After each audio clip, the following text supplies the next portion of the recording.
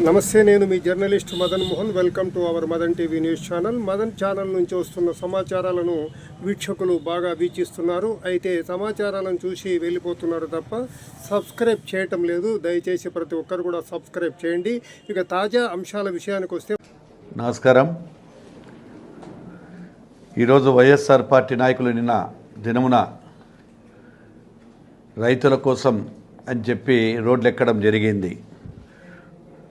గత 5 ఏళ్ల పాటు వైసీపీ ప్రభుత్వం ప్రజా కంటన పాలన సాగించి ప్రజలు వైనాట్ 175 అంటే 11 సీట్లకే పరిమితం చేసినటువంటి ఆ పార్టీ గెలిచిన తర్వాత 6 నెలలు కూడా సమయం అయిపోకుండా 6 నెలల సమయం అవుతానే ఈరోజు రోడ్లకు ఎక్కి రైతుల తరపున మాట్లాడుతున్నామని చెప్పడం సిగ్గుచేటుగా ఉంది. అదేవిధంగా మా వరకు మాది రైతు ప్రభుత్వం, రైతు సంక్షేమ ప్రభుత్వం, వైసీపీ మాదిరిగా అన్నదాతలకు దగా చేసేటువంటి ప్రభుత్వం కాదు. రైతులను నట్టేట ముంచినటువంటి అన్నదాత కన్నీళ్లను చూసినటువంటి కారణమైతే అన్నదాత ముఖాల్లో చిరునవ్వులు చూడాలనేటువంటి ప్రభుత్వం తెలుగుదేశం ప్రభుత్వం. మళ్ళీ రైతులకు గిట్టుబాటు ధరిపించాలనేటువంటి మాటకు మా ప్రభుత్వం కట్టుబడి ఉంది. అలాగే రైతులకు పండిన ప్రతి గింజకు మా ప్రభుత్వం ఖచ్చితంగా కొనుగోలు చేస్తుంది కూడా తెలియజేస్తూ ఉన్నాను. ఈరోజు ధర్నాలు చేస్తూ ఉన్నారు, రాస్తారోకోలు చేస్తూ ఉన్నారు. మళ్ళా గతంలో మేము కూడా ఆ రోజుల్లో ఎక్కడైనా కూడా ధర్నాలు చేస్తే రైతులు కానీ రైతు చేసినప్పుడు మా మీద పోలీస్ కేసులు పెట్టిస్తున్నారు. ఆ రోజు రోడ్ల మీదకి వస్తేనే పోలీసులు కేసులు పెట్టారు. సమయం ఇవ్వలేదు. మేమన్నా కనీసం 1.5 సంవత్సరం 2 సంవత్సరాల తర్వాత ఆ రోజు రోడ్ల మీదకి రావడం జరిగింది.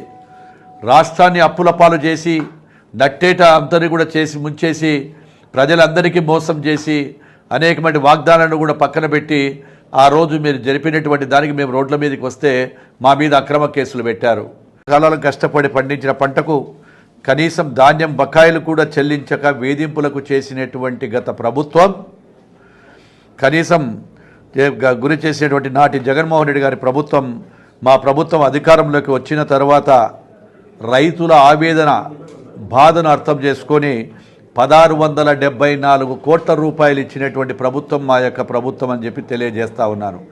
గత పాలకులు చేసినటువంటి ఏదైతే ఉందో రైతులకు ఇవ్వవలసినటువంటి బకాయిలను కూడా 1674 కోట్ల రూపాయలు రైతులకు చెల్లించిన ప్రభుత్వం జరిగింది. ఏదైనా ధాన్యాన్ని కొంటే నెలలైనా సంవత్సరాలైన డబ్బులు ఇవ్వని ప్రభుత్వం మీ ప్రభుత్వం. కొన్న వారికి 48 గంటల్లో ప్రభుత్వం 100% చేసిన ప్రభుత్వం తెలుగుదేశ ప్రభుత్వం.